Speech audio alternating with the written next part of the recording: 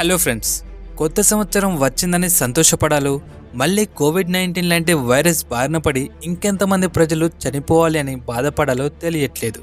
China చేసే విచిత్రమైన పరిశోధనల వల్ల ఎన్నో అంతుచిక్కని వైరస్లు బయటికి వెలువడుతున్నాయి. దీంతో వారొక్కరే చచ్చారా అంటే లేదు, ప్రపంచమంతా చంపుతున్నారు. ఇటీవల కొత్త వైరస్ వెలువడింది. దాని పేరే హెచ్ఎంపీవీ. కోవిడ్-19కి ఏమాత్రం తీసిపోదు. అయితే ఇండియా ఏమాత్రం భయపడకండి అని చెబుతూనే జాగ్రత్తగా ఉండండి అని చెప్పకనే చెబుతుంది. చైనాలో విజృంభిస్తున్న ఈ వైరస్ తాజాగా ఇండియాలో కూడా 2 కేసులు నమోదయ్యాయి.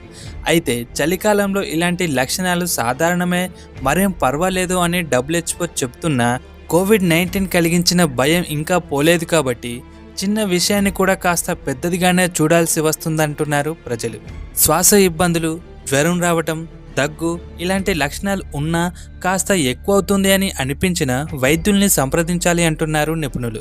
ఎందుకంటే ఏ లక్షణం ఎలాంటిదో, ఏ లక్షణం ఎలాంటి వైరస్లకు దారితీస్తుందో కేవలం వైద్య పరీక్షలకు మాత్రమే నిర్ధారణ జరుగుతుంది.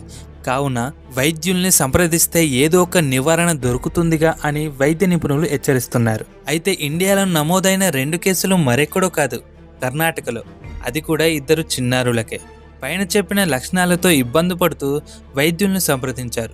పరీక్షలు చేసిన అనంతరం హెచ్ఎంపీ వైరస్ సోకిందని నిర్ధారణ చేశారు. కానీ ఇప్పుడు 2 చిన్నారులు సురక్షితంగానే ఉన్నారు.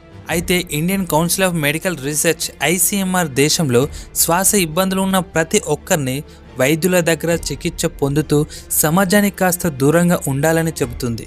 చేతిని అడ్డు పెట్టుకుని తుమ్మడం, చల్లగాలికి తిరగకపోవడం, కాలుష్య ప్రాంతాలకు దూరంగా ఉండాలని WHO చెబుతుంది. ఇది కేవలం ముందస్తు జాగ్రత్త మాత్రమే.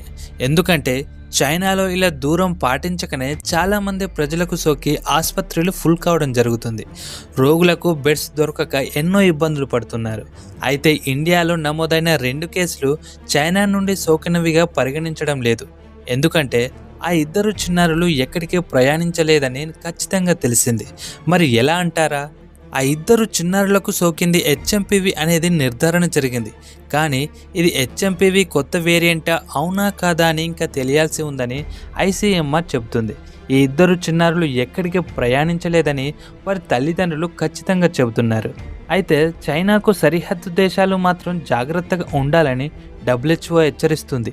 ఇప్పటికీ తెలంగాణ, ఆంధ్రప్రదేశ్ 2 తెలుగు రాష్ట్రాలలో ఈ మహమ్మారి గురించి టీవీ, సోషల్ మీడియా లాంటి మాధ్యమాల రూపంలో హెచ్చరికలు వెలువడుతున్నాయి. కోవిడ్-19ని చూసి భయపడినట్టు హెచ్ఎంపీవీని చూసి భయపడద్దు అంటుంది ICMR. ఎందుకంటే ఈ హెచ్ఎంపీవీ వైరస్ను 2021లోనే కనుగొన్నారు. కానీ దీనికి నిరోధక టీకా మాత్రం కనుగొనలేదని ICMR చెబుతుంది. 2021 నుండే ప్రజల మధ్య తిరుగుతుంది. అప్పటితో పోలిస్తే ఇప్పటి వరకు ప్రజలు చాలా రకాలుగా రోగ నిరోధక శక్తిని పెంచుకున్నారని, మరేం పర్వాలేదని WHO నిర్ధారణ చేసింది. ఈ సమాచారం నచ్చితే మన ఛానల్ని లైక్ అండ్ సబ్స్క్రైబ్ చేసి సపోర్ట్ చేయండి ఫ్రెండ్స్. Thank you.